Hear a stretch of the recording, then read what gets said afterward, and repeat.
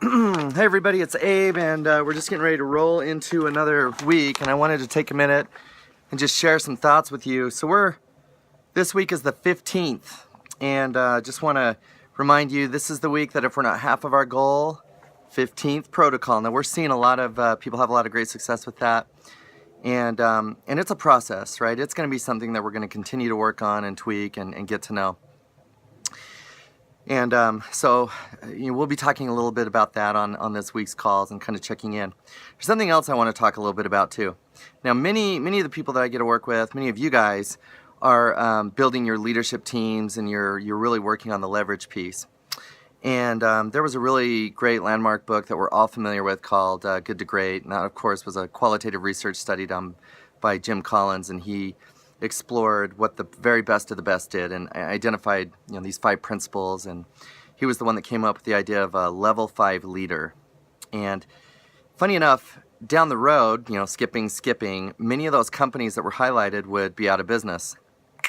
So he followed it up with a book called How the Mighty Fall.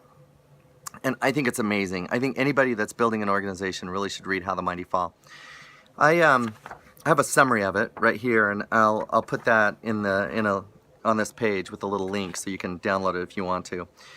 He goes over what it was that caused the best of the best to fall from grace. What happened, and he came up with, like he did in the first book, he identified 5 areas, and there are 5 stages of decline is what he called them. And if we can identify those areas of decline, there's things that we can do to turn them around. And so I'm just going to quickly go through them. The first one is hubris, born of success.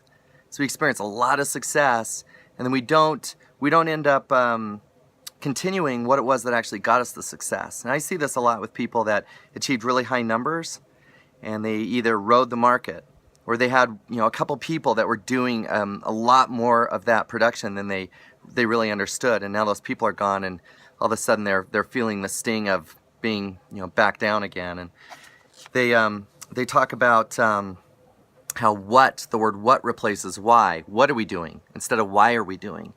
So I'd challenge you to look inside your organization and just take a temperature check by seeing if we're talking about what we do more than we talk about why we do it. Reminds me of a great book by Simon Sinek. He talks about the decline in learning orientation when an organization stops being learning based and they just start driving numbers. And so what do we do to keep our company fresh and growing and vibrant? And so those are all markers for stage 1, which is hubris born of success. The next one is the undisciplined pursuit of more. This could have been written for the world of expansion alone. He goes through and he talks about what it is that creates decline in the undisciplined pursuit of more. So the unsustainable quest for growth. So just we start confusing big with great.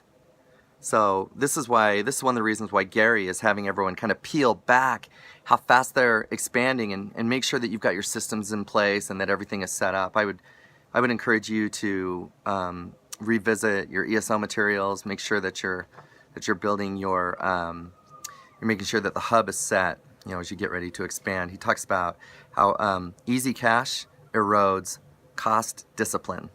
So when we're making money, we stop kind of those habits of monitoring cash that were so critical in helping us come off the ledge. Personal interests get placed above the interest of the organization, and that's something to look out for. The third stage is the denial of risk and peril.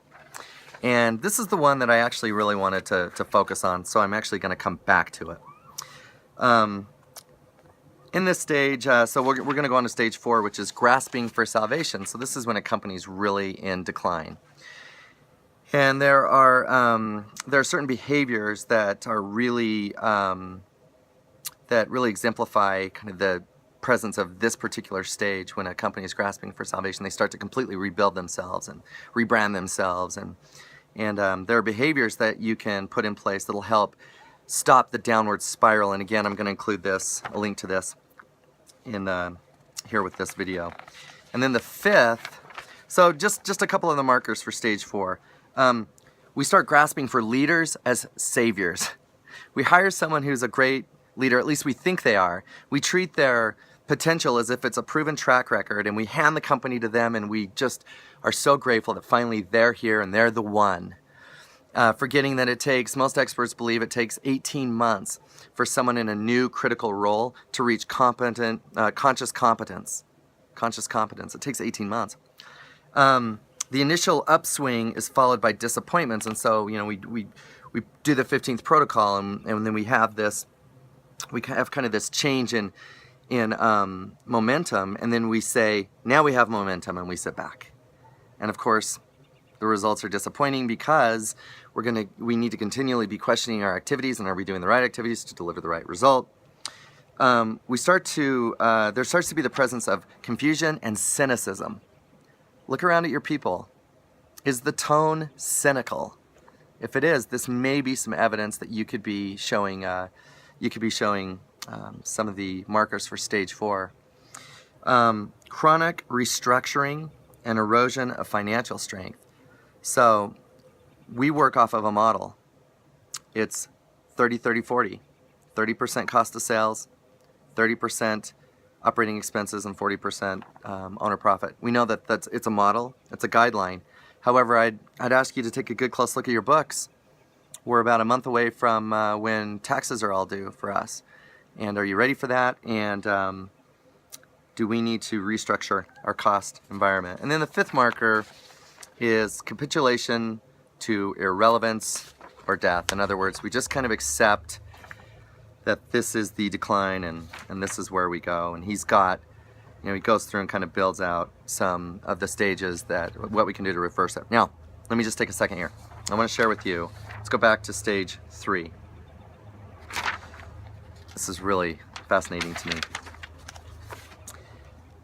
These are terms, and these are teams that are on the way down, and these are teams that are on the way up. So he says, people who shield those in power from grim facts, fearful of penalty or criticism for shining a light on the harsh realities, that is behavior for a team that's on the way down through the cycle. Teams that are on the way up, on the other hand, people bring forth unpleasant facts. They say, come here and look at this, and this is ugly. And it's to be discussed. Leaders never criticize those who bring forth harsh realities. Evidence of teams on the way down, people assert strong opinions without providing data or evidence or a solid argument. These leads are no good. We need better leads. We could do it if we have better leads. When we make statements like that and we don't have actual data, how many calls were made, how long it took, how many of those calls we used the exact script, and when we don't have that kind of data, then we're guilty of this, asserting a strong opinion without providing data. On the other hand, teams that are on the way up, people bring data and evidence and logic and solid argument to the discussion. Hang on just a second, Aaliyah. Aaliyah may join us. You want to come be in my video? I'm just getting on my slide. She's going to go play on her slide. I'll just do a couple more of these. Evidence of teams on the way down. Team members acquiesce to a decision, yet do not unify to make the decision successful, or worse, they undermine the decision after the fact. We sit in a meeting and we say we're all going to lead generate together. We're going to do this. We've committed to it. And then we see that, and we make that kind of publicly, we come to that, and then there's no success in carrying it out, and people, once we're gone from the meeting, that kind of falls away. The opposite of that is that team members unify behind a decision once made, and they work to make the decision successful, even if they vigorously disagreed with the decision. And so you can see a lot of companies that exhibit strong elements of organizational health, they will have healthy conflict around key decisions, especially in the leadership team. And then once that decision's made, we all get behind it and we all push it forward. And so just wanted to share a few of these things going into this week. And I want you to think about your particular business and ask yourself, are there any signs of these things in your business? Hubris born of success? Is there any evidence of the undisciplined pursuit of more, denial of risk and peril, grasping for salvation, or capitulations to irreverence or death? In this little summary, they also go through 4 stages rather of building out of that. So they go into disciplined people, break that down, disciplined thought, break that down: disciplined action and building greatness to last. And so I'm really looking forward to the calls this week. I want to talk about some of these things. We want to talk about what we're doing to keep the momentum on our teams moving forward, and how are we using the 15th protocol for success. Aaliyah, you want to say something? No. She doesn't want to say anything. Looking forward to talking to you guys.